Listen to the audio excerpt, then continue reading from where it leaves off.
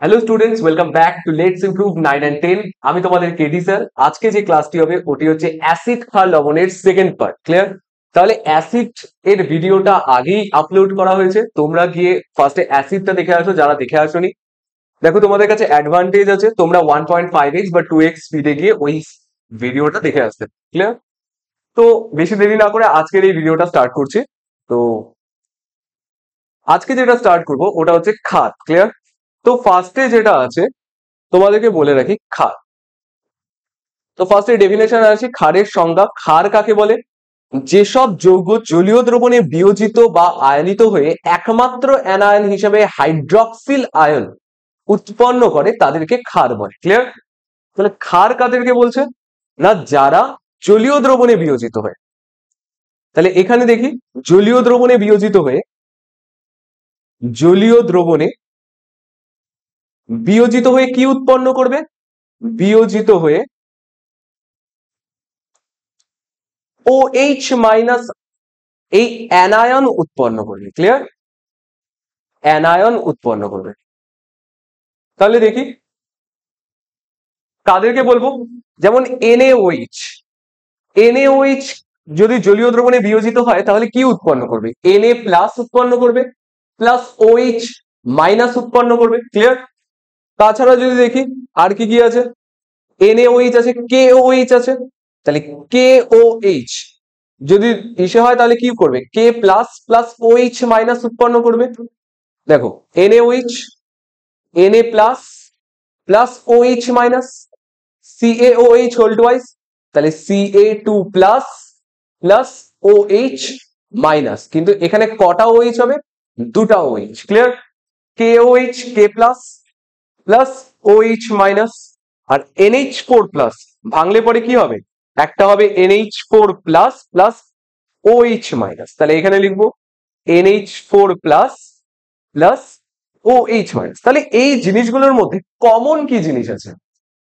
Common কি আছে না, কমন এটা আছে প্রত্যেকটাতেই অ্যানায়ন হিসেবে, অ্যানায়ন লিখি, প্রত্যেকটাতেই অ্যানায়ন হিসেবে কি উৎপন্ন হচ্ছে?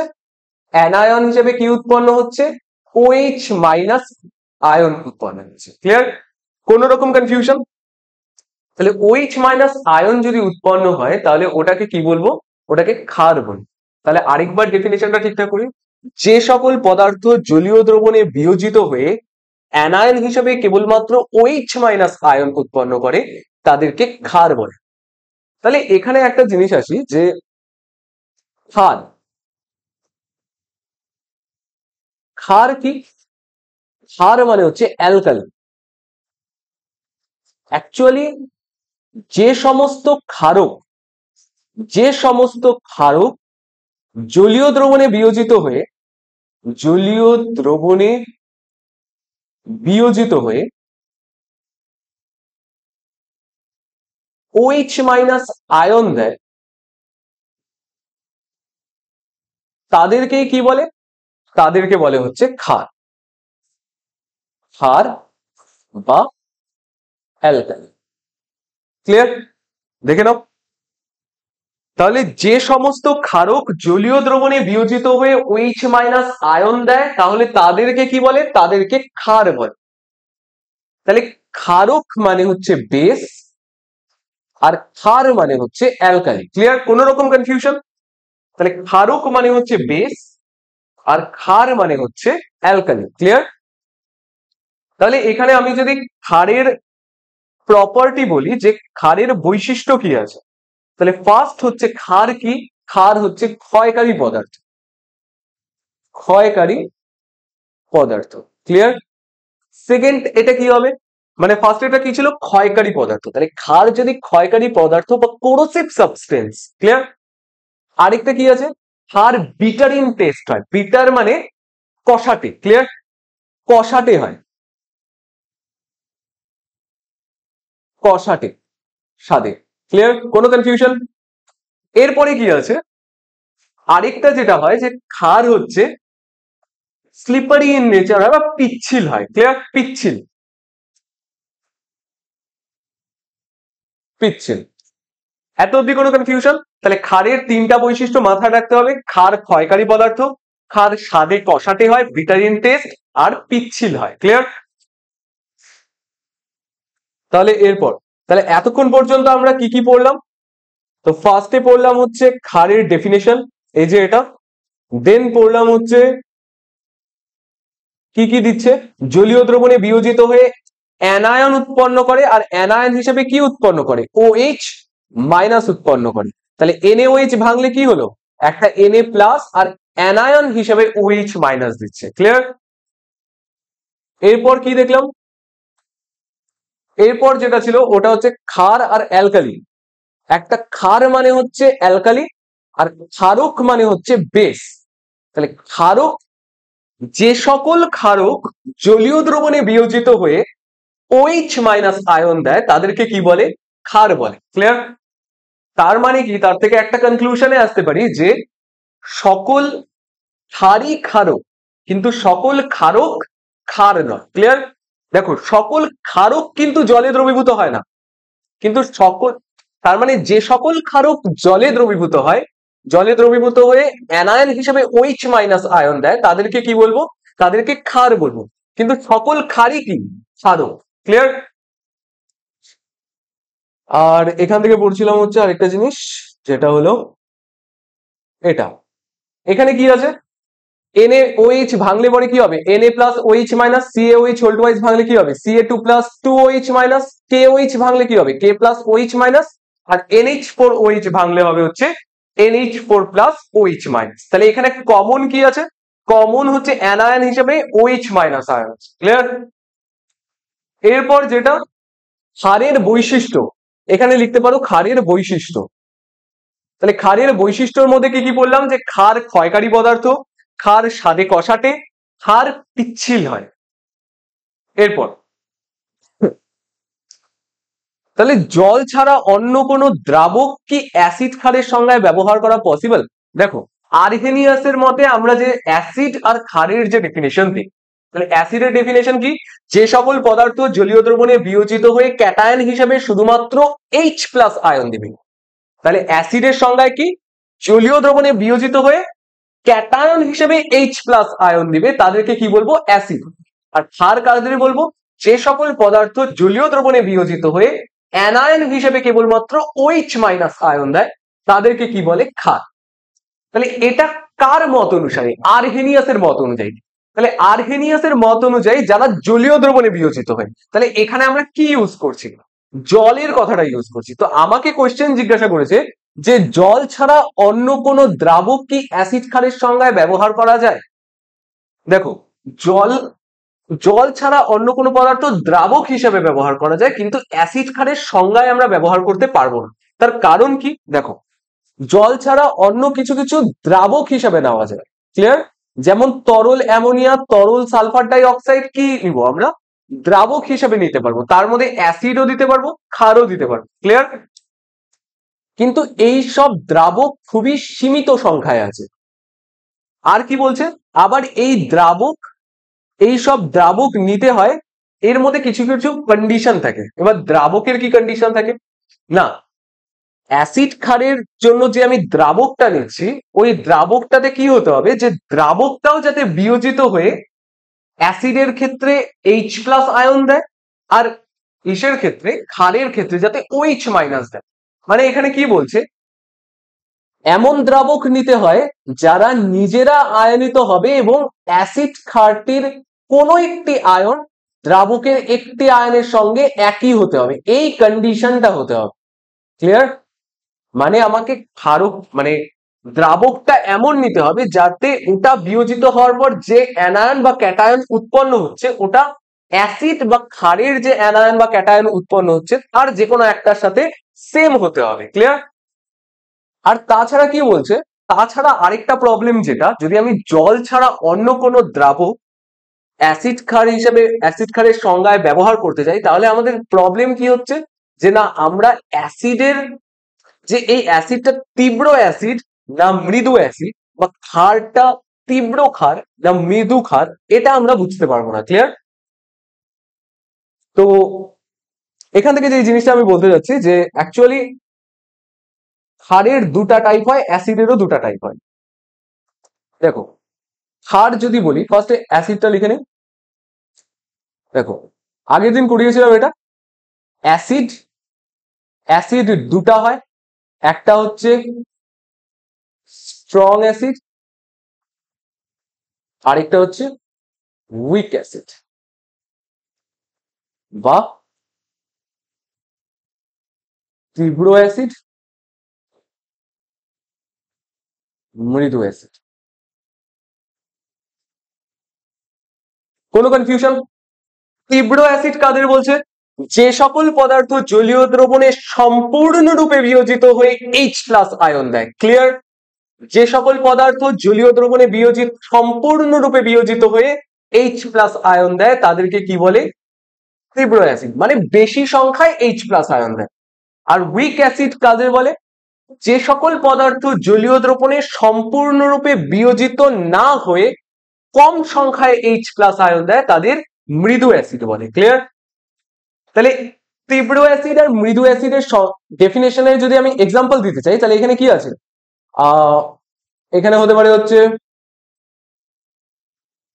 লঘু সালফিউরিক অ্যাসিড, ডাইলিউটেড H2SO4, আর এর এক্সাম্পলে হচ্ছে কনসেন্ট্রেটেড H2SO4। তাহলে তোমরা যারা আগের ভিডিওটা দেখে আসেনি তাদের ফার্স্ট মাথায় কোশ্চেন আসবে যে sir diluted H2SO4 strong acid কি করে হলো, আর কনসেন্ট্রেটেড H2SO4 উইক অ্যাসিড কি করে হলো? তাহলে এর যে অ্যান্সারটা, এটা আমরা অ্যাসিড ক্ষার লবণের অ্যাসিডের যে ভিডিওটা আছে ওটার মধ্যে বলা আছে, তো তোমরা একবার ওটা চেক করে আসো। তো ডাইলিউটেড H2SO4 হচ্ছে তীব্র অ্যাসিডের এক্সাম্পল, কনসেন্ট্রেটেড H2SO4 হচ্ছে উইক অ্যাসিডের এক্সাম্পল। তাছাড়াও কি আছে? HNO3 হবে, তাছাড়া কি আছে? HCl আছে, আর এই দিক থেকে যদি দেখি, এদিক থেকে CH3 COOH, আর এখানে কি আছে? ব্যাস, ক্লিয়ার? তাহলে এটা গেল অ্যাসিড। এবার ক্ষার যদি বলি, ক্ষার বা অ্যালকালি, তাহলে ক্ষার বা অ্যালকালির দুটা টাইপ হয়, একটা হচ্ছে স্ট্রং আর এটা হচ্ছে উইক। তাহলে এখানে বলবো হচ্ছে তীব্র ক্ষার, আর একটাকে বলবো হচ্ছে মৃদু ক্ষার। ক্লিয়ার?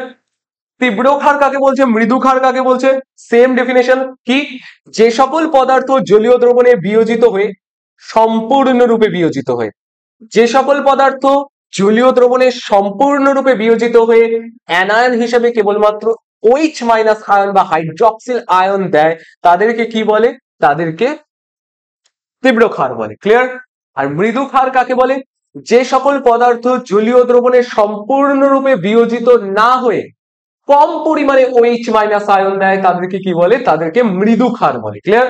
তাহলে এখান থেকে যদি এক্সাম্পল দেখি, তাহলে NaOH তীব্র ক্ষার, KOH তীব্র ক্ষার, আর এটার এক্সাম্পলে NH4OH মৃদু ক্ষার। ক্লিয়ার? কোনো কনফিউশন? আচ্ছা, এবার যেটা আমাদের পড়তে হবে ওটা NaOH। তাহলে একটা কথা বলে রাখি যে NaOH হচ্ছে জেনারেল নেম, তোমাদেরকে কতগুলো পড়তে হবে। আমি আগের দিনও কতগুলো জেনারেল নেম বলেছিলাম, দুটা বলেছিলাম। এই দেখো এখানে কি আছে, জেনারেল নেম আর একটা হচ্ছে কেমিক্যাল নেম। কাদের জেনারেল নেম? NaOH, এটাকে কি বলে? কস্টিক সোডা বলে। তাহলে যতবার আমি NaOH বলবো তোমরা কি বলবে? Caustic soda. আর যতবার আমি কস্টিক সোডা বলবো তোমরা বলবে NaOH। ক্লিয়ার? একবার একবার করে রিপিট করবেন। তাছাড়া আরেকটা কি ছিল? CaO, যেটাকে বলে হচ্ছে পোড়াচুন, পোড়াচুন। আরেকটা আছে CaOH হোল টুয়াইস, এটাকে বলে হচ্ছে কলিচুন। দেখো এটা আমার পরীক্ষার সময় আমি যখন পড়তাম আর কি, ক্লাস 10-এ যখন আমি পড়তাম তখন আমার এটা প্রবলেম ছিল, আর আমার যতদূর মনে পড়ে আমি টেস্টে এটা ভুল করে এসেছিলাম। কেন ভুল করে এসেছিলাম? যে না, আমি কনফিউজ হয়ে গেছিলাম যে কোনটাকে পোড়াচুন বলে কোনটাকে কলিচুন বলে। ক্লিয়ার? তো এই জিনিসটা যাতে তোমাদের ভুল না হয় তার জন্য আমি একটা ট্রিক নিয়ে আসি যে হ্যাঁ এটা কি করে মনে রাখ। দেখো পোড়া চুন, পোড়া মানে কি? যে জিনিসটা পোড়া হবে ওটার মধ্যে কি জল থাকতে পারে? তাহলে ওটার মধ্যে জল থাকতে পারে না। তাহলে পোড়া চুন মানে কি? যেটার মধ্যে জল থাকবে না। জল থাকবে না মানে যেটার মধ্যে হাইড্রোজেন থাকবে না। তাহলে এটার মধ্যে হাইড্রোজেন কোনটার মধ্যে নেই? তাহলে এটার মধ্যে হাইড্রোজেন নেই। তাহলে এটা হবে হচ্ছে পোড়া চুন। ক্লিয়ার? তার মানে কলিচুন মানে কি? যেটার মধ্যে জল আছে। তাহলে কলিচুন কোনটা হবে? CaOH whole twice. মনে রাখার এটা বেস্ট ট্রিক। ক্লিয়ার? যে পোড়া চুন মানে তার মধ্যে কি থাকবে না? জল থাকবে না। জল থাকবে না মানে হাইড্রোজেন থাকবে না। তাহলে ওটাকে কি বলবো? CaO, calcium oxide. ক্লিয়ার? আর যেটার মধ্যে হচ্ছে জল থাকবে ওটাকে বলবো হচ্ছে কলিচুন। ক্লিয়ার? কোনো কনফিউশন? এরপরে কি আছে? NaOH এর রাসায়নিক ধর্ম। দেখো, NaOH এর রাসায়নিক ধর্ম যদি দেখতে যাই তাহলে এর মধ্যে কি বলছে? এটি একটি তীব্র ক্ষার। তোমাদের ফার্স্টেই আমি বলে আসছি NaOH কি? তীব্র ক্ষার। আর কি বললাম? যতবার NaOH বলবো তোমরা বলবে কস্টিক সোডা। Caustic soda. তাহলে এর পরের লাইনটাই কি লেখা আছে? এর নাম হচ্ছে কস্টিক সোডা। ক্লিয়ার?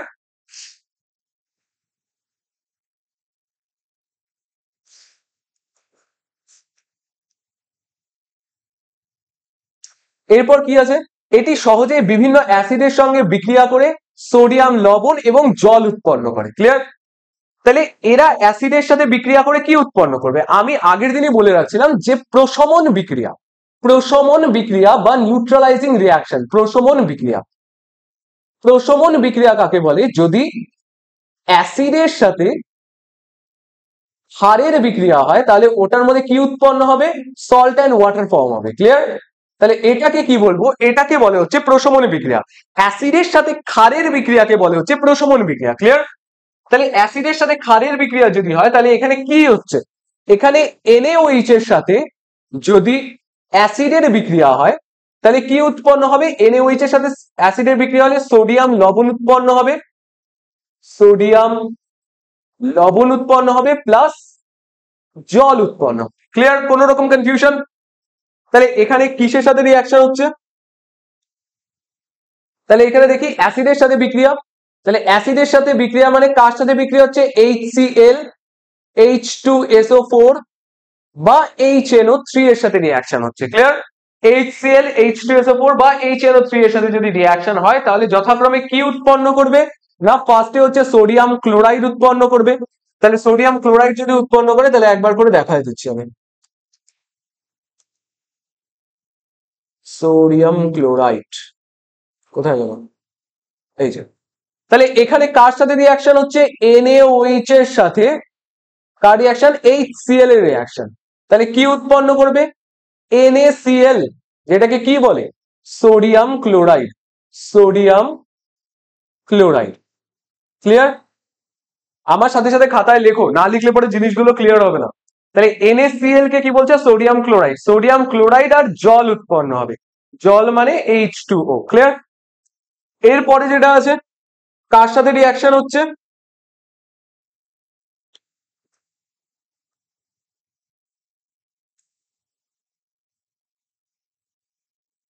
এরপরে যেটা আছে ওটা কার সাথে রিয়াকশন হচ্ছে? না H2SO4 এর সাথে রিয়াকশন হচ্ছে। তাহলে H2SO4 এর সাথে যদি রিয়াক্ট হয় তাহলে কি উৎপন্ন করবে? তাহলে NaOH এর সাথে যদি H2SO4 এর রিয়াকশন হয় তাহলে কি উৎপন্ন হবে? Na2SO4 প্লাস জল উৎপন্ন হবে। জল মানে H2O। ক্লিয়ার? এবার তোমরা আমাকে জিজ্ঞাসা করবে যে Na2SO4 উৎপন্ন হলো স্যার, এটা আপনি কি করে বুঝলেন? তাহলে আমরা কি জানি যে এখানে সোডিয়াম আছে আর এখানে H2SO4 আছে। তাহলে একটা তো জল উৎপন্ন হবে। তাহলে এখানের OH আর এই হাইড্রোজেনটা এই দুটা যুক্ত হয়ে কি উৎপন্ন করবে? জল উৎপন্ন করবে। আর এখানের সোডিয়ামটা আর SO4 এই দুটা দিয়ে কি উৎপন্ন হবে? লবণ উৎপন্ন হবে। ক্লিয়ার? কোন রকম কনফিউশন? এবার কথা হচ্ছে আমি সংকেতটা বুঝলাম কি করে?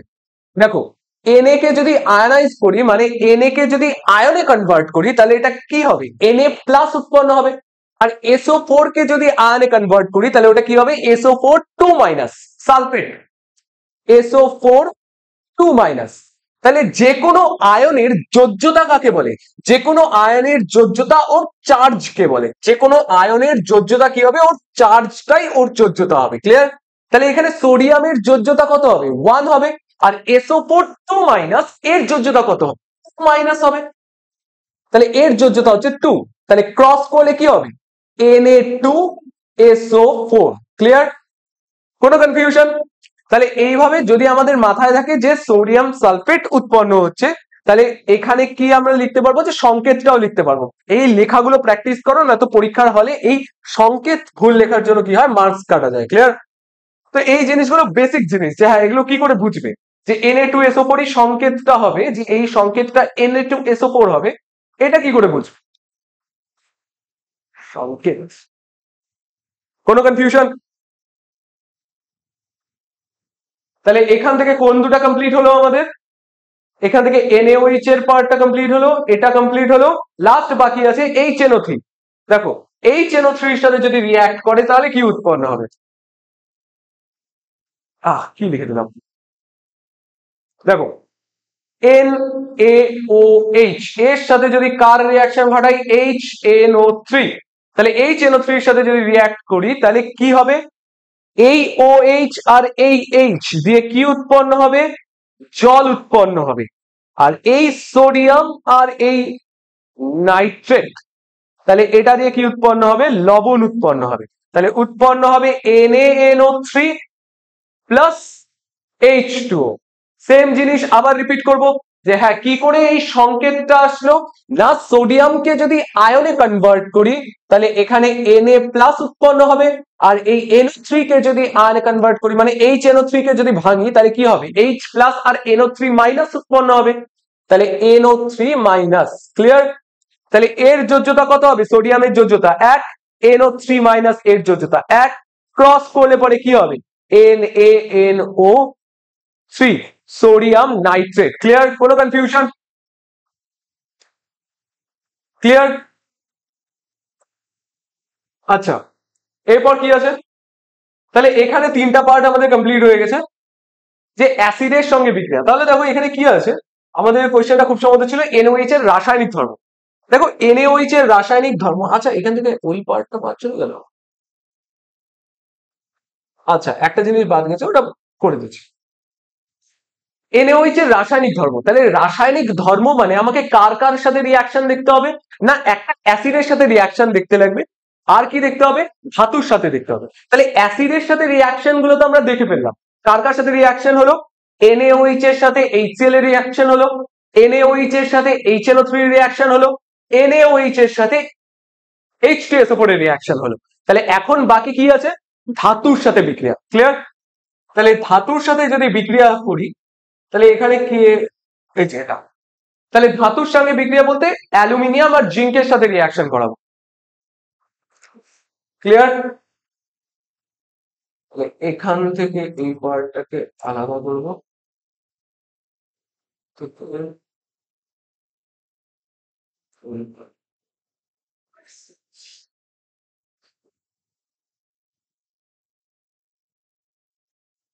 তাহলে ধাতুর সাথে বিক্রিয়া বলতে ফার্স্টে অ্যালুমিনিয়ামের সাথে বিক্রিয়া, কার বিক্রিয়া, কার কথা বলতেছি? NaOH। NaOH মানে কস্টিক সোডা। Caustic soda. আর বিশ্বাস করো এই জিনিসগুলো নর্মাল পরীক্ষাতেও আসে, পরে গিয়ে কম্পিটিটিভ এক্সাম গুলোতেও এই কোশ্চেনই আসবে, যে কস্টিক সোডার সংকেত কি। ক্লিয়ার? NaOH, এগুলো জিনিসই আসে, এগুলো জিনিসই পরে মাথায় থাকে না। তো এই জিনিসগুলোকে বারবার রিপিট করো, যতবার NaOH বলবে ততবার কস্টিক সোডা বলো। তাহলে এখানে কি আছে? ধাতুর সাথে বিক্রিয়া বলতে ফার্স্টে অ্যালুমিনিয়ামের সাথে বিক্রিয়া। তাহলে অ্যালুমিনিয়ামের সাথে যদি বিক্রিয়া করাই তাহলে কি হবে? অ্যালুমিনিয়ামের সাথে NaOH প্লাস জলের যদি বিক্রিয়া ঘটে তাহলে কি উৎপন্ন হয়? সোডিয়াম অ্যালুমিনেট উৎপন্ন হয়। সোডিয়াম অ্যালুমিনেট আর হাইড্রোজেন উৎপন্ন হয়। ক্লিয়ার? অ্যালুমিনিয়ামের সাথে যদি NaOH আর জলের রিয়াকশন হয় তাহলে কি হবে? সোডিয়াম অ্যালুমিনেট উৎপন্ন হবে আর হাইড্রোজেন গ্যাস উৎপন্ন হবে। ক্লিয়ার? আর কি বলছে? যদি জিঙ্কের সাথে গাঢ় উত্তপ্ত কস্টিক সোডা, আগেরটাও কি ছিল? গাঢ় উত্তপ্ত কস্টিক সোডা, তাহলে এই জিনিসটা ইম্পর্টেন্ট। আর এখান থেকে এই জিনিসটা ইম্পর্টেন্ট, জিঙ্কের সঙ্গে গাঢ় উত্তপ্ত কস্টিক সোডার যদি বিক্রিয়া করে তাহলে সোডিয়াম জিঙ্কেট আর কি হাইড্রোজেন গ্যাস উৎপন্ন হবে। তাহলে জিঙ্ক আর NaOH রিঅ্যাক্ট করে কি হবে? সোডিয়াম জিঙ্কেট আর হাইড্রোজেন গ্যাস উৎপন্ন হবে। ক্লিয়ার? কোন রকম কনফিউশন? দেখো এখানে একটা জিনিস বাদ চলে গেছিল, ওটা হচ্ছে আহ শিল্পে ব্যবহার, ক্লিয়ার? তো রাসায়নিক ধর্মটা দেখে এসছে, এবার হচ্ছে শিল্পে ব্যবহারটা দেখে নেই। যে সোডিয়াম হাইড্রোক্সাইড নিম্নলিখিত ভাবে ব্যাপকভাবে ব্যবহৃত হয় কি কি করতে, যে না অ্যালুমিনিয়াম নিষ্কাশনের কাজে কি ব্যবহার করা হয়, বক্সাইট পরিশোধনে। বক্সাইট কার আকরিক? বক্সাইট হচ্ছে অ্যালুমিনিয়ামের আকরিক। অ্যালুমিনিয়াম, অ্যালুমিনিয়ামের আকরিক বা এল লিখতে পারো। অ্যালুমিনিয়ামের আকরিক হচ্ছে বক্সাইট, ক্লিয়ার? অ্যালুমিনিয়ামের আকরিক কি কি হয়? বক্সাইট হয়, গিপসাইট হয়, ক্লিয়ার? অ্যালুমিনিয়ামের আকরিক। এরপরে কি আছে? সোডিয়াম এবং সোডিয়াম ফরমেটের উৎপাদনে ব্যবহার করা হয় সোডিয়াম হাইড্রোক্সাইড, ক্লিয়ার? NaOH বা কস্টিক সোডা, ক্লিয়ার? কাগজ, রং এবং কৃত্রিম শিল্প উৎপাদনে ব্যবহার করা হয়। সাবান প্রস্তুতিতে, ফার্স্টেই বলে রাখছিলাম, সাবান প্রস্তুতিতে কি ব্যবহার করা হয়? সাবান প্রস্তুতিতে NaOH ব্যবহার, আচ্ছা দেখতে পাচ্ছ তোমরা? আচ্ছা, সাবান প্রস্তুতিতে কি ব্যবহার করা হয়? NaOH ব্যবহার করা হয়, ক্লিয়ার? কারো কোনো রকম কনফিউশন আছে? কনফিউশন থাকলে পরে কমেন্ট সেকশনে জিজ্ঞাসা করো। দেখো, কনফিউশন যদি থাকে তোমাদের কমেন্ট সেকশনে জিজ্ঞাসা করতে পারো। আমি যেটা বিশ্বাস করি যে হ্যাঁ, পড়াশোনা কখনো আমি বলতে থাকবো তুমি পড়তে থাকবে এভাবে হয় না। আমি যদি কিছু বলি তাহলে তোমার মনে কোনো না কোনো কোয়েশ্চেন তো আসবে। যদি কোয়েশ্চেন না আসে তাহলে পড়াশোনা কোথাও না কোথাও ভুল হচ্ছে, মানে প্রসেসটা ঠিক না। কোয়েশ্চেন আসতেই হবে। যদি একটা জিনিস ক্লিয়ার হয় তাহলে আরেকটা জিনিস রেডি থাকবে যে হ্যাঁ এর পরে কোয়েশ্চেনটা ক্লিয়ার হবে। তো কখনো যদি কোনো রকম কোয়েশ্চেন থাকে কমেন্ট সেকশনে জানাও, আমি তোমাদেরকে রিপ্লাই দেবো, ক্লিয়ার? কোনো রকম প্রবলেম কমেন্ট সেকশনে জানাও। টেলিগ্রাম আছে, টেলিগ্রাম এই যে ডিসক্রিপশনে টেলিগ্রাম গ্রুপ আছে, ওখানে জয়েন করে নিয়ে আমাকে কোয়েশ্চেন জিজ্ঞাসা করতে পারো। তাহলে এবার কি আছে? সাবান প্রস্তুতিতে কি ব্যবহার করা হয়? ক্ষার ব্যবহার করা হয়। সাবান প্রস্তুতিতে কি ব্যবহার করা হয়? ক্ষার ব্যবহার হয়। ক্ষার হিসেবে কি ব্যবহার করা হয়? NaOH, clear? এরপর কি আছে? পেট্রোলিয়ামের বিশোধনে ব্যবহার করা হয়, পেট্রোলিয়াম বিশোধনে।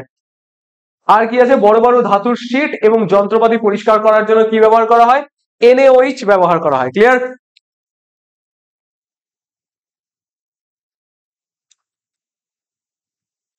আচ্ছা,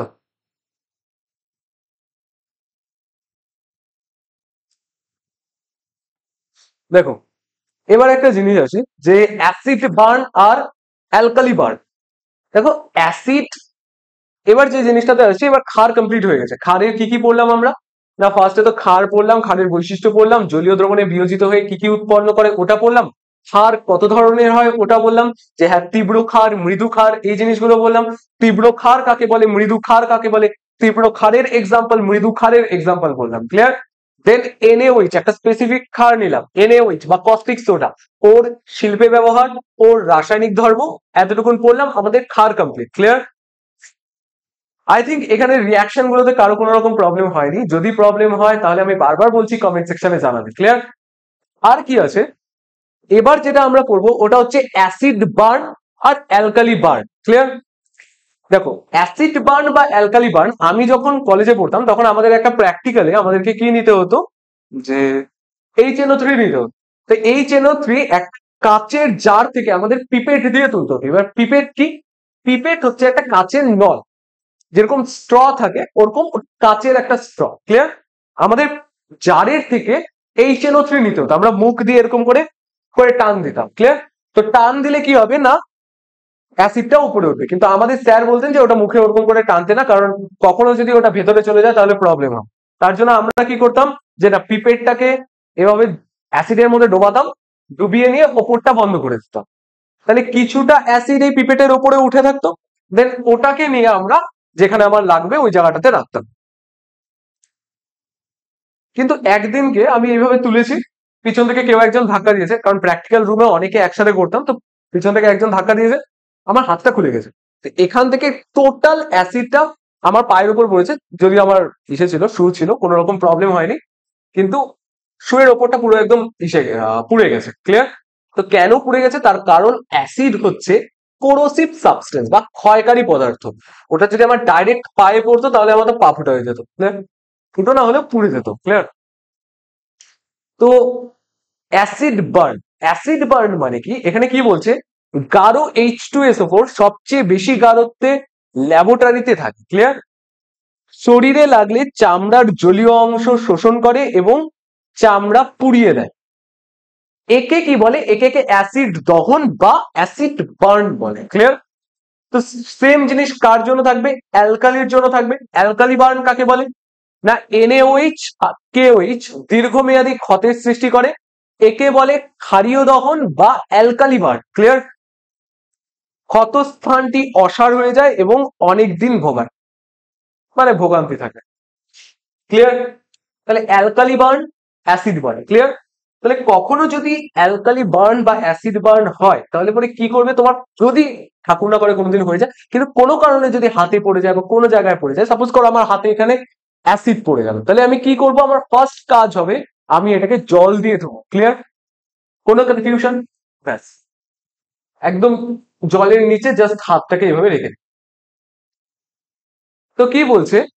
গাঢ় HCl কি অত্যন্ত উদ্বায়ী বলে বোতল খোলা থাকলে ঘর ধোঁয়ায় ভর্তি হয়ে যায় এবং আস্তে আস্তে কি হয়ে যায়? শ্বাসরোধ হয়ে আসে আর গলার স্বর ক্ষীণ হতে থাকে। আচ্ছা, আমার গলার স্বর ক্ষীণ হচ্ছে, আমার গলাটা ব্যথা।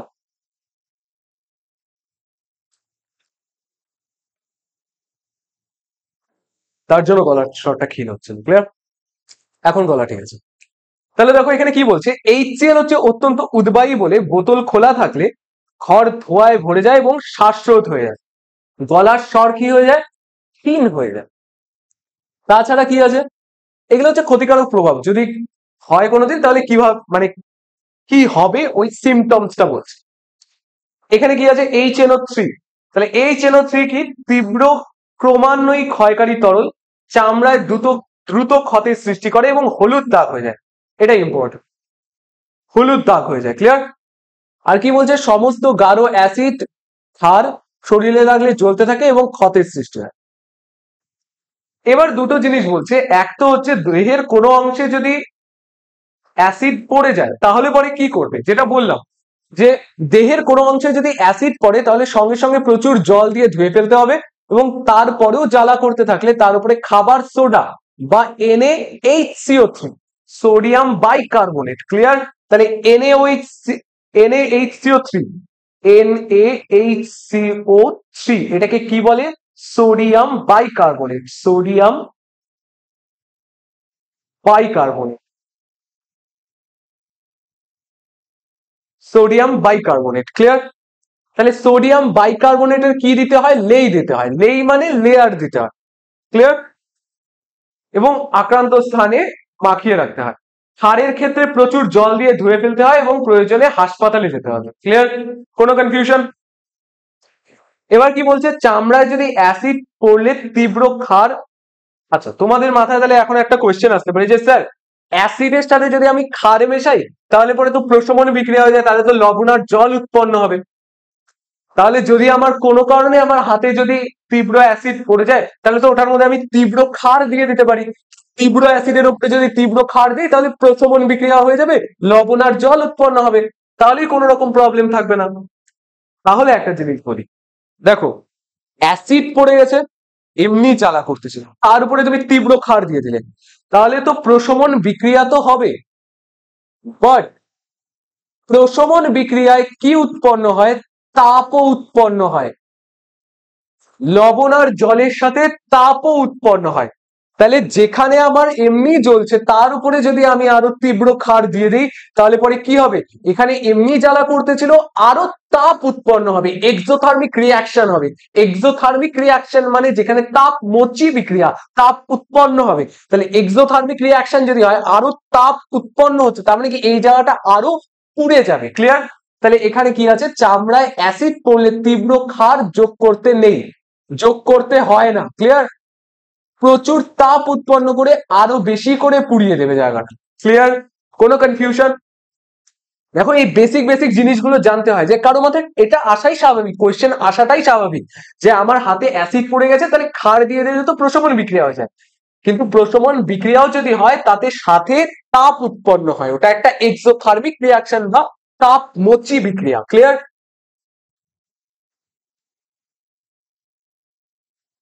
আচ্ছা, এরপরে কি আছে? এরপরে বলছে NaCl এর সাথে H2SO4 এর রিয়াকশন। আচ্ছা, এখানে একটা জিনিস আসবে যে এখানে পিএইচ এর পার্টটা আসবে, নির্দেশক। আচ্ছা, নির্দেশকের কথাটা একটুখানি তোমাদেরকে বলে রাখি, কোথাও আছে নির্দেশক? নির্দেশক, নির্দেশক, না নির্দেশক নেই, আনতে হবে।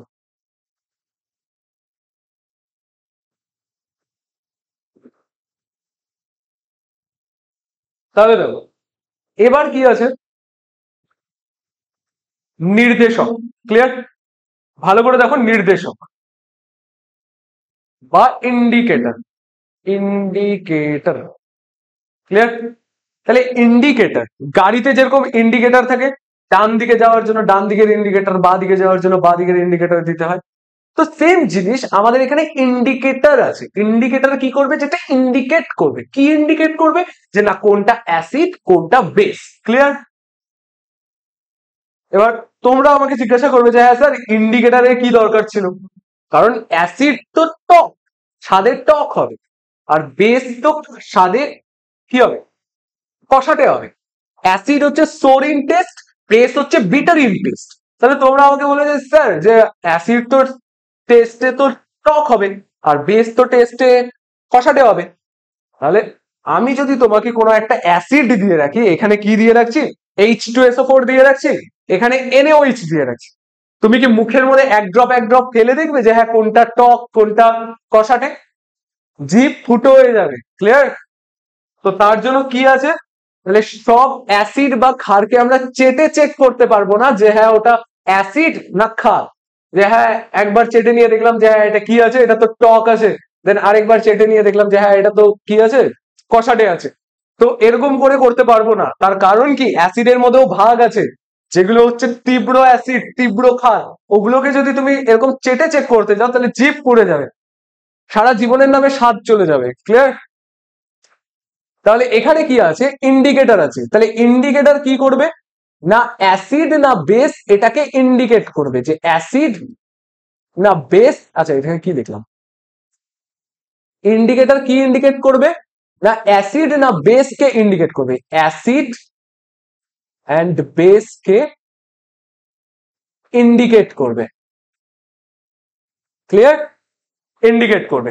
কিন্তু নির্দেশক বা ইন্ডিকেটর কত ধরনের হয়? তার নির্দেশকও দু ধরনের হয়। একটা হচ্ছে প্রাকৃতিক নির্দেশক, আর একটা হচ্ছে কৃত্রিম নির্দেশক। দেখো, প্রাকৃতিক নির্দেশক, প্রাকৃতিক নির্দেশক, নির্দেশক। ক্লিয়ার? আরেকটা হচ্ছে কৃত্রিম নির্দেশক।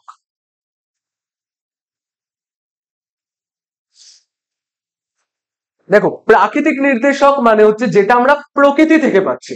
তাহলে প্রকৃতি থেকে পাচ্ছি এরকম একটা নির্দেশকের নাম কি? লিটমাস। আর কি হতে পারে? হলুদ গুঁড়ো দিয়ে করতে পারে, নির্দেশক বানায়। তাছাড়া কি? জবা ফুলের পাপড়ি দিয়েও হয়, চায়না রোজ দিয়ে পাপড়ি, এটাও কি নির্দেশকের কাজ করে। এটাও কি করে? নির্দেশক হিসেবে কাজ করে। ক্লিয়ার? জবা ফুলের পাপড়িকে জলের মধ্যে এরকম করে গুলিয়ে নিয়ে একটা সলিউশন বানানো হয়। ক্লিয়ার? এরপর কি আছে? এই লিটমাসটা পাওয়া যায় হচ্ছে শৈবাল বা ছত্রাক থেকে পাওয়া যায়। ক্লিয়ার? কৃত্রিম নির্দেশকের মধ্যে কি আছে? কৃত্রিম নির্দেশকের মধ্যে আছে হচ্ছে একটা তো ফেনালাপথ্যালিন আছে, ফেনালাপথ্যালিন,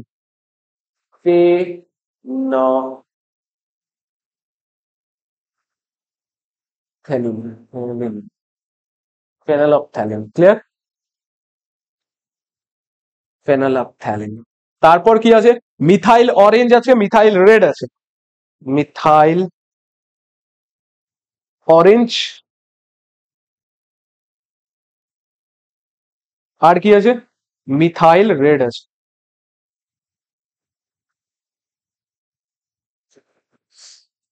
যারা দেখতে পাচ্ছ না দেখে নাও। এত ক্লিয়ার? কোন রকম কনফিউশন? এখানে কি আছে? নির্দেশক বা ইন্ডিকেটর। নির্দেশক বা ইন্ডিকেটর কি করবে? নির্দেশ করবে বা ইন্ডিকেট করবে। কি ইন্ডিকেট করবে? যে হ্যাঁ কোনটা অ্যাসিড না কোনটা বেস। কারণ সব অ্যাসিড সব বেসকে আমরা চেটে চেক করতে পারবো না যে হ্যাঁ এটা অ্যাসিড না বেস। ক্লিয়ার? তার জন্য কি করবে? তো অ্যাসিডের নির্দেশক দুটা টাইপের নির্দেশক হয়, কি কি আছে? একটা হচ্ছে প্রাকৃতিক নির্দেশক, একটা হচ্ছে কৃত্রিম নির্দেশক। প্রাকৃতিক নির্দেশক কি? প্রাকৃতিক নির্দেশক মানে যেটা প্রকৃতি থেকে পাচ্ছি, আর কৃত্রিম নির্দেশক মানে যেটা ল্যাবরেটরিতে তৈরি করা হচ্ছে। ক্লিয়ার? তো প্রাকৃতিক নির্দেশকের এক্সাম্পলে আসবে হচ্ছে লিটমাস, হলুদ আসবে, যেটা হলুদ, যেটা খাবার হলুদ, যেটা রান্নায় ইউজ করে, যেটা জবা ফুলের পাপড়ি আছে। আর কৃত্রিম নির্দেশকের মধ্যে কি আছে? ফেনলফথ্যালিন আছে, মিথাইল অরেঞ্জ আছে, মিথাইল রেড আছে। ক্লিয়ার? এরপর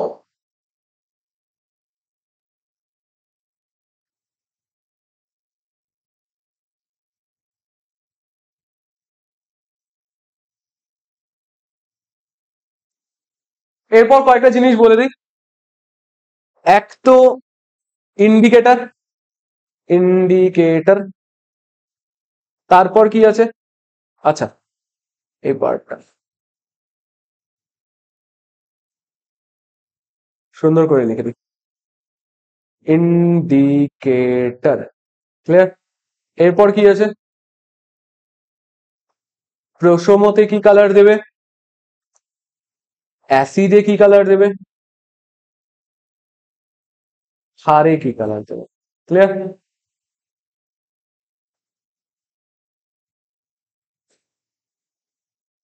ফার্স্ট যেটা আসবে ওটা হচ্ছে আমার লিটমাস।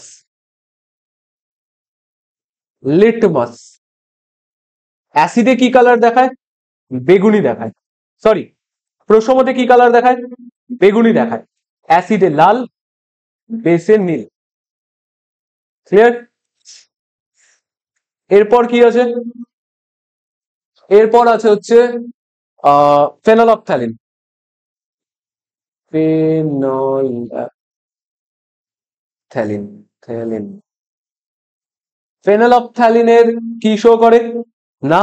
নর্মাল অবস্থায় বর্ণহীন বা প্রশম অবস্থায় বর্ণহীন, অ্যাসিডে বর্ণহীন, আর ইসেতে গোলাপি। আর গোলাপি কালারটা কেমন হয় বলতো? গোলাপি কালারটা অনেকটা এই গোলাপি কালারটা হয়। ক্লিয়ার? একদম এই গোলাপি। এরপর কি আছে? এরপর আছে হচ্ছে methyl orange. Methyl orange, methyl অরেঞ্জের কালার কি হয় না? মিথাইল অরেঞ্জ নর্মাল অবস্থায় কমলা থাকে, দেন ওটা কি কালার শো করে? অ্যাসিডে লাল বা গোলাপি শো করে। আর বেসে কি শো করে? বেসে হলুদ শো করে। আচ্ছা, যারা দেখতে পাচ্ছ না এবার দেখে নাও। ক্লিয়ার? ইন্ডিকেটর কি কি আছে? লিটমাস আছে, ফেনলফথ্যালিন আছে, মিথাইল অরেঞ্জ আছে। প্রশম অবস্থায় কি দেখায়? প্রশম অবস্থায় মানে হচ্ছে যখন না অ্যাসিড আছে না বেস আছে, মিডিলে যেটা যখন আছে, তখন বেগুনি কালার শো করে, অ্যাসিডে লাল কালার শো করে, বেসে হচ্ছে নীল কালার শো করে। ফেনলফথ্যালিন কি করে? প্রশমতে বর্ণহীন, অ্যাসিডে বর্ণহীন, ক্ষারে গোলাপি। আর মিথাইল অরেঞ্জ প্রশমতে কমলা, অ্যাসিডে লাল বা গোলাপি, আর ক্ষারে হচ্ছে হলুদ কালার শো করে। ক্লিয়ার? কোন রকম কনফিউশন? তো এরপর কি আছে? তাহলে এখানে আমাকে বলছে কি, এখানে NaCl আছে আর গাঢ় H2SO4 আছে। এই একটা জিনিস বোঝানোর জন্য আমাকে ইন্ডিকেটরের টোটাল পার্টটা তোমাদেরকে বোঝাতে হলো। ক্লিয়ার? এখানে কি আছে? NaCl আছে। তাহলে NaCl গাঢ় H2SO4 এর সাথে যদি রিয়াক্ট করে তাহলে Na2SO4 উৎপন্ন হয়। এবার কেউ আমাকে কোয়েশ্চেন জিজ্ঞাসা করো না যে Na2SO4 কি করে উৎপন্ন হলো বা আমি সংকেতটা কি করে লিখলাম। দেখিয়েছি আমি। Na2SO4 কি করে উৎপন্ন হচ্ছে? না Na প্লাস SO4 2 মাইনাস। তাহলে এর প্লাস মানে কি? এর যোজ্যতা 1, আর SO4 2 মাইনাস তার মানে এর যোজ্যতা 2। ক্রস করলে কি হবে? Na2SO4। ক্লিয়ার? সাথে কি উৎপন্ন হচ্ছে? HCl উৎপন্ন হচ্ছে। তাহলে এবার যদি HCl গ্যাস উৎপন্ন হয় তাহলে এই বিক্রিয়াটার সময় যদি আমি ওপরে লিটমাস পেপারটাকে ধরি তাহলে HCl কি? HCl হচ্ছে তীব্র অ্যাসিড, কিন্তু এখানে যে গ্যাসটা উৎপন্ন হচ্ছে এর উপরে যদি আমি লিটমাস পেপারটাকে ধরি বা লিটমাস পেপারটাকে যদি রাখি তাহলে কি করবে না? এটার কোনো কালার চেঞ্জ হবে না। এবার কথা হচ্ছে কেন হবে? তারপরে আমি কি করলাম? লিটমাস পেপারটাকে জলে চুবিয়ে নিয়ে তারপরে এই গ্যাসের ওপরে রাখলাম, তখন দেখা যাচ্ছে যে হ্যাঁ লিটমাস পেপারটা আস্তে আস্তে লাল কালার শো করতেছে। ক্লিয়ার? তাহলে একটা জিনিস এখান থেকে ক্লিয়ার যে HCl জলীয় দ্রবণে অ্যাসিডের প্রপার্টি গুলো শো করে। ক্লিয়ার? HCl জলীয় দ্রবণে অ্যাসিডের প্রপার্টি গুলো শো করে। তাহলে এখানে কি লেখা আছে যে NaCl H2SO4 এর সাথে বিক্রিয়া করলে Na2SO4 আর HCl গ্যাস উৎপন্ন হচ্ছে। তাহলে HCl গ্যাস যদি উৎপন্ন হয় তাহলে এই বিক্রিয়ায় HCl এর গ্যাসের সংস্পর্শে শুষ্ক লিটমাস কাগজ ধরলে লিটমাস লাল হয় না। ক্লিয়ার? তাহলে এই যে শুষ্ক এই গ্যাসটা বেরোচ্ছে মানে HCl গ্যাস, এর উপরে যদি শুষ্ক লিটমাস পেপারটা ধরি তাহলে কি করবে না, এই অ্যাসিডের প্রপার্টি শো করবে না। তার মানে কি, এই যে লিটমাস পেপারটা আছে, লিটমাস অ্যাসিডে কি কালার শো করে, লাল কালার শো করে। তাহলে এখানেও লাল কালার শো করার কথা ছিল, বাট করবে না। কেন করবে না? তার কারণ HCl কেবলমাত্র জলীয় দ্রবণে অ্যাসিডের প্রপার্টি শো করে। ক্লিয়ার? তাহলে এখানে কি আছে, কিন্তু লিটমাস কাগজটি জলে ভিজিয়ে HCl গ্যাসে ধরলে লাল হয়ে যায়, অর্থাৎ HCl জলীয় মাধ্যমে H+ আয়ন উৎপন্ন করে অ্যাসিডের ধর্ম দেখায়। ক্লিয়ার? এটা ইম্পর্টেন্ট। কোনো কনফিউশন এত পর্যন্ত?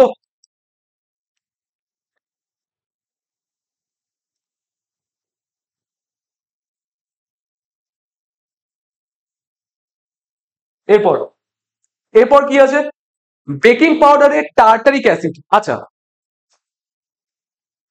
কয়েকদিন আগে লকডাউন গেল, সবার বাড়িতে কি হয়েছে, বাঙালিদের মধ্যে একটা নতুন রীতি স্টার্ট হয়েছে, কি প্রত্যেকের বাড়িতে ঘরে ঘরে কি হবে, কেক হবে। বাড়িতে সবাই কেক বানায়, এমনকি আমাকে যদি, আমি তো দোকানে গিয়ে যে কেক বানাই আর কি, যেখান থেকে কেক কিনতে হয়, তো ওখানে গিয়েও যদি আমি কেক বা পেস্ট্রি খেয়ে খাই, খাওয়ার পরে যদি আমার কেকটা ভালো না লাগে তাহলে আমি দোকানদারকে শুনিয়ে দিয়েছি, হ্যাঁ এই যে পাপড়িটা এটা ভীষণ রাফ হচ্ছে, কেকটা ভালো হয়নি, এটা কম হচ্ছে, ওটা কম হচ্ছে, আমিও শুনিয়ে দিই। কারণ আমি লকডাউনে আমার বাড়িতে এত কেক বানানো দেখেছি, বানাইনি সেটা আলাদা ব্যাপার, হ্যাঁ ক্রিম দিয়ে ডেকোরেশন করেছি মাঝে সাথে, তো এত কেক বানানো দেখেছি, আমি কেকের টোটাল রেসিপি লিখে দিতে পারবো, বানিয়ে দিতে পারবো। ক্লিয়ার? নেহাত দোকানদার, যে দোকান থেকে আনি ওই দোকানদার কিছু বলতে পারে না, ওটাই, না তো জুতা পেটা করতো আমার। তো কেক যে পপি হয়, কেক যে স্পঞ্জের মতো হয়, কেন হয়? কারণ তার মধ্যে আমরা বেকিং সোডা দিই। ক্লিয়ার? তাছাড়া যদি কখনো যদি নান খেয়ে থাকো, নান বা কুলচা বলে অনেকটা, ক্লিয়ার, তো কুলচা যদি খেয়ে থাকো ওটার মধ্যে কি হয়, পপি হয়।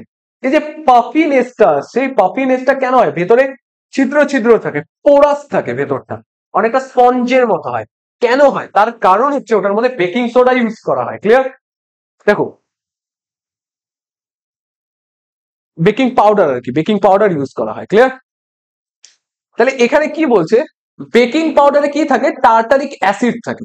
তাহলে টার্টারিক অ্যাসিড মানে, এই টার্টারিক অ্যাসিড NaHCO3 এর সাথে রিয়াক্ট করে কি হয় না, টার্টারিক অ্যাসিড আর NaHCO3 থাকে, এটা কি, এরা শুকনো অবস্থায় কোন রকম রিয়াকশন করে না। ক্লিয়ার? এই টার্টারিক অ্যাসিড আর NaHCO3 যেটা আছে ওটা কি করে না, শুকনো অবস্থায় কোন রকম রিয়াকশন ঘটায় না। ক্লিয়ার? এবার কি বলছে, এরা লুচি পুরি প্রভৃতি বানানোর সময় ময়দার সাথে বেকিং পাউডার মিশিয়ে জল দিয়ে মাখলে কি উৎপন্ন হয়, CO2 উৎপন্ন হয়।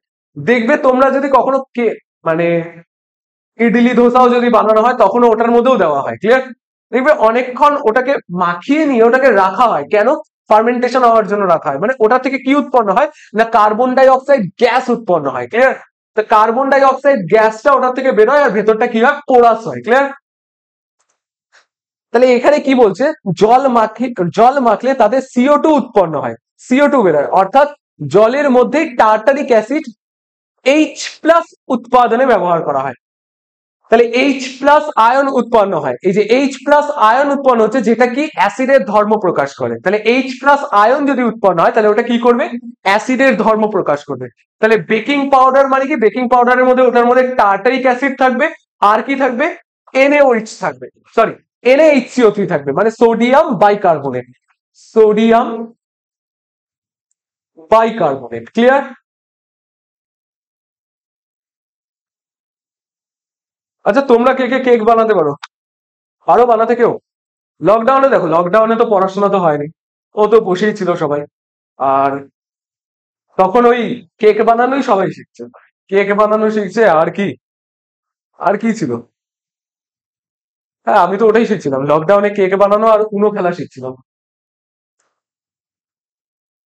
দেখো এরপর কি আছে, যে অ্যাসিড জলীয় দ্রবণে যত বেশি সংখ্যক H+ আয়ন দেয় সেই অ্যাসিড তত তীব্র, আর যে ক্ষার জলীয় দ্রবণে যত বেশি সংখ্যক OH- দেয় সেই ক্ষার তত বেশি কি তীব্র। ক্লিয়ার?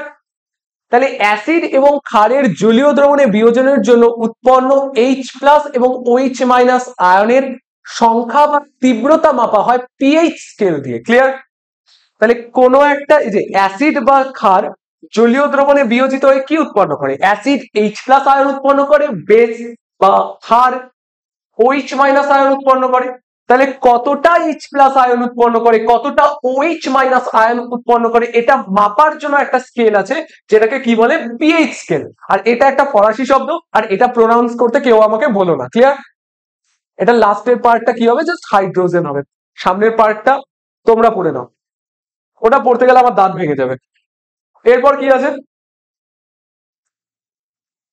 জলের বিয়োজনে, এইটা ইম্পর্টেন্ট, জলের বিয়োজনে কি উৎপন্ন হয়? সমান সংখ্যক H+ আয়ন আর OH- আয়ন উৎপন্ন হয়। যে মাত্রায় H+ আয়ন উৎপন্ন হবে ওই মাত্রায় OH- আয়ন উৎপন্ন হয়। ক্লিয়ার? তাই অ্যাসিড এবং ক্ষারের জলীয় দ্রবণে এই দুটি আয়নের গাঢ়ত্বের গুণফল নির্দিষ্ট উষ্ণতায় একটি ধ্রুবক থাকে। ক্লিয়ার? সুতরাং H+ এর মান জানা থাকলে OH- এরও কি হয়? মান জানা যাবে। ক্লিয়ার? তোমাদেরকে যদি বলি তাহলে পিএইচ কি? পিএইচ একটি সংখ্যা, যেটা কি এই সংখ্যা দিয়ে কি ঠিক করা হয় যে ওটা অ্যাসিড না ক্ষার, আর যদি অ্যাসিড হয় তাহলে কতটা শক্তিশালী অ্যাসিড, মানে তীব্র অ্যাসিড না মৃদু অ্যাসিড, আর যদি ক্ষার হয় তাহলে ওটা তীব্র ক্ষার না মৃদু ক্ষার। ক্লিয়ার? তো পিএইচ স্কেলটাকে যদি দেখাই তাহলে ওটা এরকম হবে, এই দেখো। তাহলে পিএইচ স্কেল যদি দেখাই তাহলে ওটা অনেকটা এটা আছে, মাঝে কে থাকবে? 7 থাকবে। এইদিকে যত যাব তত কি হবে? ক্ষারীয় হবে। এইদিকে যত তত কি হবে? আম্লিক হবে। তাহলে আমি যদি বলি এখানে 2 আছে, তাহলে 2 কি? 2 হচ্ছে অ্যাসিড, তাহলে অতিমাত্রায় আম্লিক হবে।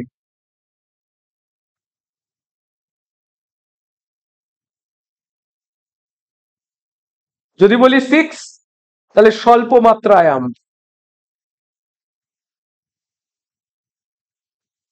যদি বলি 7 তাহলে বলবো প্রশম, না অ্যাসিড না বেস। আর যদি বলি 14 তাহলে অতিমাত্রায় ক্ষারীয়, অতিমাত্রায় মাত্রায় ক্ষারীয়। যারা দেখতে পাচ্ছ না এই যে। ক্লিয়ার? কোনো কনফিউশন?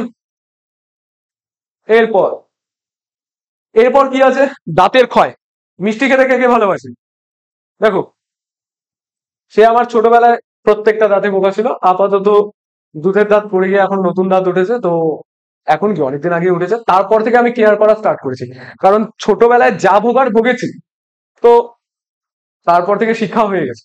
তো দেখো কি হয় জিনিসটা, যে যখন চকলেট খাচ্ছি, বা আমার মেইনলি বিস্কুট খাওয়ার জন্য হয়েছিল, তো যখন আমরা চকলেট খাই বা বিস্কুট খাই বা শর্করা জাতীয় যে কোনো খাবার খাই, তখন কি হয়? আমাদের মুখে যদি ওটা লেগে থাকে তাহলে ওটা কি করে? অ্যাসিড ফর্ম করে। ক্লিয়ার? নানা ধরনের ব্যাকটেরিয়া আছে যেটা কি ফর্ম করে? অ্যাসিড ফর্ম করে। দেখবে মিষ্টি খাওয়ার পরে যদি মুখ জল না খাও তাহলে কিছুক্ষণ পরে মুখটা কি হয়ে যাবে? টক হয়ে যাবে। আমার এই জিনিসটা হয়। ক্লিয়ার? যে মিষ্টি খাওয়ার পরে কিছুক্ষণ যদি জল না খাই তাহলে আমার মুখটা টক হয়ে যায়। তো এখানে কি আছে? দাঁতের ক্ষয় ও পিএইচ। বলছে দাঁতের উপাদান হলো ক্যালসিয়াম ফসফেট। এই যে ক্যালসিয়াম ফসফেট। ক্লিয়ার? তো ক্যালসিয়াম ফসফেট জলে দ্রবীভূত হয় না, কিন্তু যে অ্যাসিড দ্রবণ আছে, কিন্তু যে অ্যাসিড দ্রবণের মানে পিএইচ যদি 5.5 এর নিচে চলে যায়, কখনো যদি পিএইচ 5.5 এর নিচে চলে যায় তাহলে কি হয়ে যাবে? এই যে ক্যালসিয়াম ফসফেট হবে ওটা ক্ষয় হতে শুরু করে। তাহলে দাঁতের মেন উপাদান কি? ক্যালসিয়াম ফসফেট, যেটা কি জলে দ্রাব্য না। ক্লিয়ার? কিন্তু যদি আমাদের মুখের পিএইচ 5.5 এর নিচে চলে আসে, মানে অ্যাসিডিক হয়ে যায়, তাহলে কি হবে ওটা? তাহলে দাঁতের ক্ষয় হওয়া স্টার্ট হয়। ক্লিয়ার? তাহলে এখানে কি বলছে? খাওয়ার পর ভালোভাবে মুখ না ধুয়ে ফেললে দাঁতের ফাঁকে শর্করা জাতীয় পদার্থ বা অন্যান্য খাদ্যকণা আটকে থাকে। মুখের মধ্যে উপস্থিত ব্যাকটেরিয়া এই খাদ্যকে বিয়োজিত করে অ্যাসিড উৎপন্ন করে, যেটা বললাম। আর কি আছে? যা দাঁতের ক্ষয়। ক্লিয়ার? দাঁতের মাজন বা টুথপেস্ট। এবার আসি দাঁতের মাজন বা টুথপেস্ট। তাহলে মুখে আমরা যে খাবারগুলো খাচ্ছি ওগুলা কি করছে, অ্যাসিড ফর্ম করছে। তার জন্য আমরা কি করি, যে না দাঁতের মাজন হিসাবে বেস ইউজ করি। ক্লিয়ার? দাঁতের মাজন বা টুথপেস্টের মধ্যে কি থাকে, ক্ষারীয় উপাদান থাকে বা অ্যালকালি থাকে। ক্লিয়ার? যেটা কি হয়, তার জন্য পেস্ট হালকা হালকা পিছলা হয়। ক্লিয়ার? বেশি পিছলা হয় না, তাহলেও আবার প্রবলেম হবে। তার জন্য কি হয়, ওটার মধ্যে হালকা বেস মেশানো থাকে। তাহলে পেস্ট ও ব্রাশ দিয়ে দাঁত পরিষ্কার করলে জমে থাকা খাবারের টুকরো যেমন পরিষ্কার হয়, তেমনি অ্যাসিডও প্রশমিত হয়ে যায়। কেন হয়ে যায়? তার কারণ মুখে অ্যাসিড আছে, টুথপেস্ট কি বেস, তাহলে অ্যাসিডের সাথে বেস লাগলে পরে কি হবে, প্রশমন বিক্রিয়া হবে, মানে নিউট্রালাইজিং রিঅ্যাকশন, লবণ আর জল উৎপন্ন হবে। ক্লিয়ার? ফলে কি হয়, দাঁতের কোনো রকম ক্ষতি হয় না। এরপর আছে কৃষি এবং মৎস্য চাষে পিএইচ এর গুরুত্ব।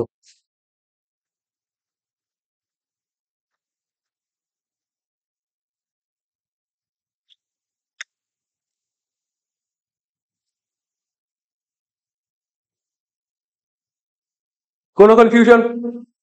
দেখো, কনফিউশন কি করে হবে, এখন তো পড়াই নেই। দেখো, কৃষি ও মৎস্য চাষের পিএইচ এর গুরুত্ব। তাহলে কৃষি আর মৎস্য চাষের পিএইচ এর ভূমিকা কি না, কৃষির ক্ষেত্রে গাছের বৃদ্ধির জন্য অপটিমাম পিএইচ এর দরকার হয়। মাটিতে যদি অপটিমাম পিএইচ না থাকে, মানে যে নির্দিষ্ট পিএইচ এ গাছের বৃদ্ধি বেশি হয়, ওটাকে কি বলে, গাছের অপটিমাম পিএইচ। তাহলে মাটিতে যদি অপটিমাম পিএইচ না থাকে বা যতটা পিএইচ এর দরকার তার থেকে যদি কম বা বেশি থাকে, তাহলে কি হয়, গাছের বৃদ্ধির ব্যাঘাত ঘটে। গাছের বৃদ্ধির ব্যাঘাত মানে ধান চাষের ক্ষেত্রে যদি হয়, তাহলে কি হচ্ছে, ফসল উৎপাদন কমে যাচ্ছে। তাহলে ফসল উৎপাদন যদি কমে যায়, তাহলে তাহলে কি হচ্ছে, কৃষিটা ঠিকঠাক হচ্ছে না। তার জন্য কি হয়, যে আমাদের মাটির পিএইচটাকেও মেনটেন করতে হয়। তো মাটির পিএইচটাকে মেনটেন করার জন্য আমরা কি করি, মাটির মধ্যে ডিমের খোসা মেশানো হয়। যারা বাগান টাগান, যাদের বাবা মা বাগান টাগান নিয়ে একটু বেশি করে চর্চা টর্চা করে, যেরকম আমাদের বাড়িতে তো ছাদের উপরে বাগান আছে, বিশাল বড় বাগান।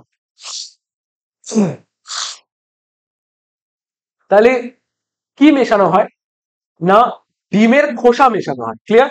ডিমের খোসার মধ্যে কি থাকে, ক্যালসিয়াম কার্বনেট থাকে। দেন ওটা কি করে, ওটা পিএইচটাকে মেনটেন করে। তাছাড়াও কি মেশানো হয়, চুনও মেশানো হয়। ক্লিয়ার? তো তাছাড়া আর কি আছে, যেরকম, তো এই যে পিএইচ এর পরিবর্তনটা কেন হচ্ছে, তার কারণ এটা তোমাদের বায়োর ম্যাম ভালো বলতে পারবে। তো অ্যাকচুয়ালি জিনিসটা কি হয়, যে গাছ আছে, গাছের টোটাল বর্জ্য পদার্থটা, মানে যেটা অ্যাসিডিক মেটেরিয়াল থাকে, ওগুলো কি হয়, গাছের পাতাতে এসে জমা হয়। ক্লিয়ার? যে কোনো জৈব পদার্থগুলো কি হয়, গাছের পাতাতে এসে জমা হয়। দেন গাছের পাতাটা হলুদ হয়ে মাটিতে পড়ে যায়। দেন ওই পাতাটা মাটিতে মিশে গেলে না কি হয়, মাটিটাকে আম্লিক করে দেয়। এই আম্লিক ভাবটাকে কাটানোর জন্য কি করা হয়, ওটার মধ্যে চুন মেশানো হয়। তাহলে কি হয়ে যাচ্ছে, নিচে অ্যাসিড আছে, এক্সট্রা করে বেস মেশানো হচ্ছে বা চুন মেশানো হচ্ছে, তাহলে ওটা কি হয়ে যাবে, নিউট্রালাইজিং রিঅ্যাকশন হবে। ক্লিয়ার? তাছাড়াও কি আছে, মাছ চাষের ক্ষেত্রেও তাই হয়। মাছ চাষে মানে মাঝে মাঝে দেখা যায় হুট করে অনেক মাছ মরতে শুরু করছে। তার একটা প্রধান কারণ এটাও হতে পারে যে পিএইচটা চেঞ্জ হয়ে গেছে। যদি পিএইচ চেঞ্জ হয়ে যায়, তাহলে মাছগুলো কি হয়, বেঁচে থাকতে পারে না। ক্লিয়ার?